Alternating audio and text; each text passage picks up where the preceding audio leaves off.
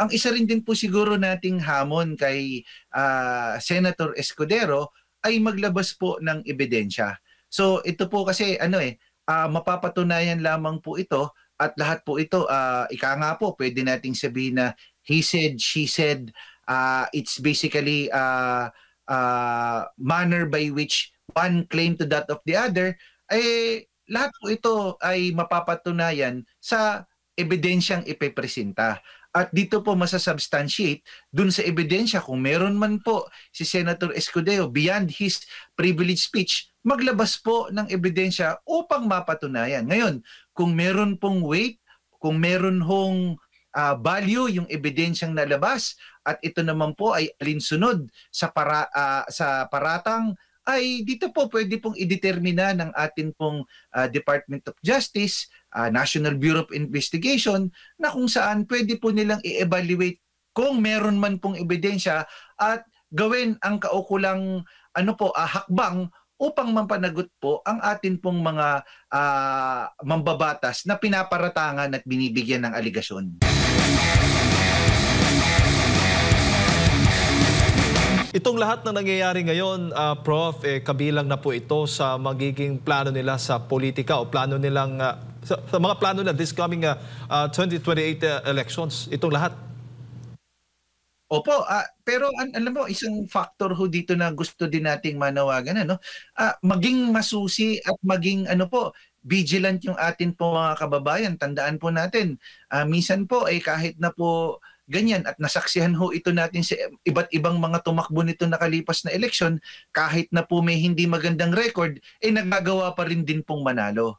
So sa atin po, madali pong makalimot ang mga Pilipino So dahil nasa advent naman po, meron po tayong mga various social media platforms at access towards any other informative programs na katulad po nito at marami pa po dyan, ay magsilbing paalala po sa atin po mga kababayan na maging mapanuri, maging mapagmatsyag at maging kritikal doon po sa mga leader na iboboto po nila sa 2028. Opo, at kabilang nga din sa mga nabanggit ni Senator Chis Escudero, si dating Speaker Martin Romualdez daw ang nasa likod ditong paggamit o pagpilit na paggamit ng pondo for later release upang pilitin ang impeachment complaint laban kay Vice President Sara Duterte. Anong masasabi po ninyo? Nako, yun din nga ho, napakabigat po niyan. At kung totoo po ito, ang isa rin din po siguro nating hamon kay Senator Escudero ay maglabas po ng ebidensya. So ito po kasi mapapatunayan lamang po ito at lahat po ito ika nga po pwede nating sabihin na he said, she said, it's basically manner by which one claim to that of the other, lahat po ito ay mapapatunayan sa ebidensyang ipepresenta.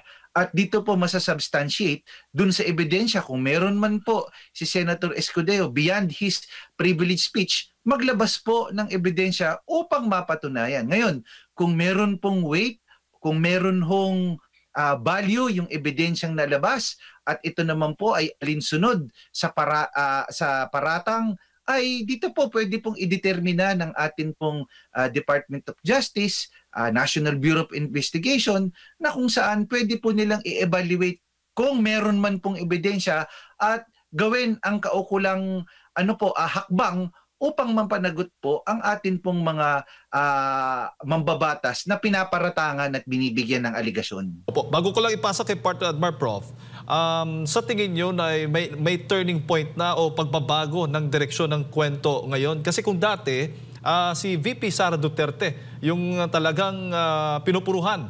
Pero ngayon, biglang si Speaker Martin Romualdez na.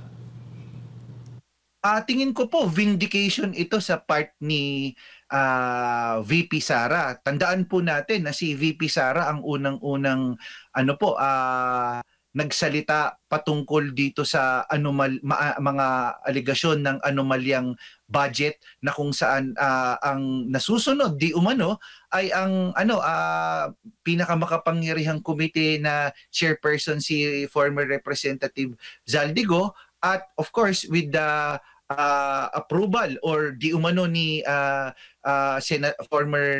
House Speaker Martin Romualdez.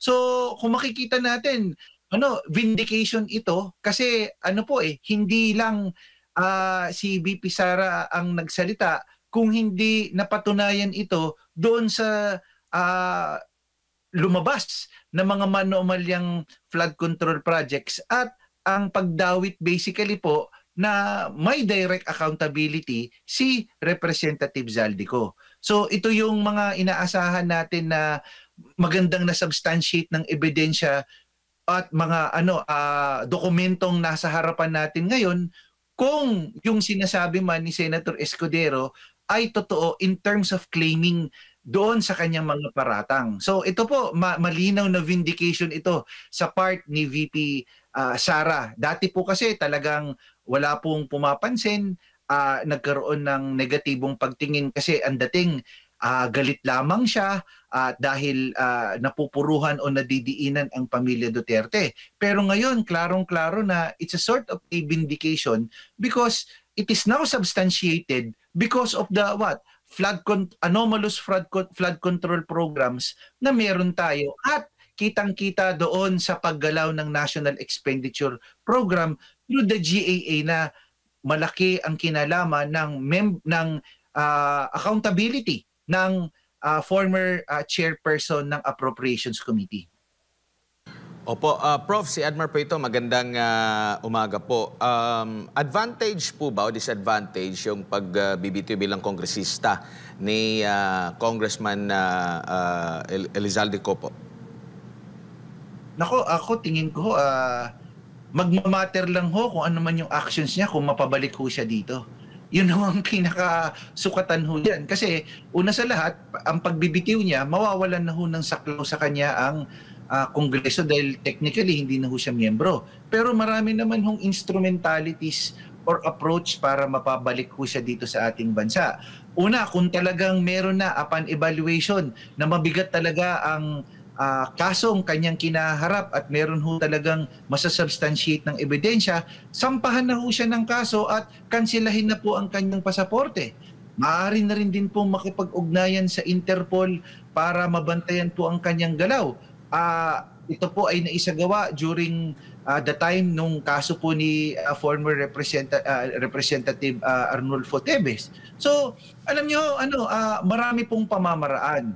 Ito po ay babalik po sa willingness ng ating pong pamahalaan at willingness ng ating opisyal na mapanagot po si former Representative Zaldico. Kasi po talagang kung hindi po mas lalo po maglalagablab yung damdamin ng ating pong mga kababayan natin po, lalo na po sa mga tao na nagtatrabaho po ng parehas, lumalaban ng parehas sa buhay.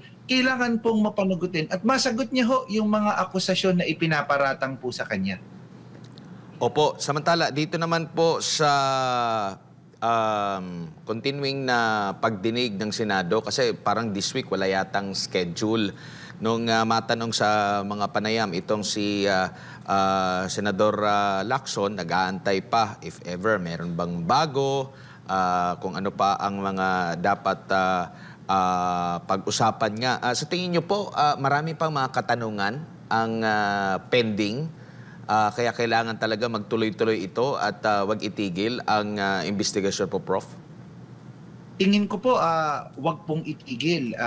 Pangalawa pa po, ang tingin ko, tip of the iceberg lamang yung Bulacan.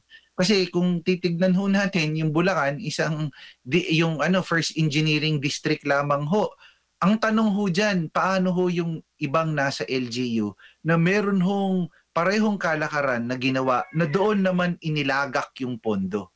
So ano po yan? Paano yung mga ebidensyang meron dyan? Paano yung mga dokumentong hindi natin po alam, nagawa na po nila ng paraan para kung sakaling halimbawa po na sila na po ma-pinpoint or maisalang, alam niyo wala nang ebidensya pong makakalap. So ito yung takot o pangamba natin na kung saan mapapanagot ba. Kasi lumalabas po, all eyes po dito sa Bulacan na tingin ko, para sa akin lang pagtingin, yun na yun. Yun na yung sa Bulacan. let's focus on other matters. Pangalawa din po, yung hiling din natin, yung tingin ko rin din po sa Senate Blue Ribbon Committee, i-thematic ho natin, by thematic ho, halimbawa ho, may specific agenda ng pagdidinigin. Kasi ang minsan hong nangyayari, parang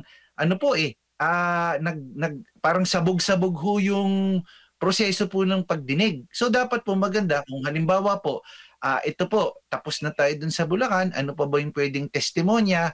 Okay na po dun, mag-move on tayo. Halimbawa, huli, yung pong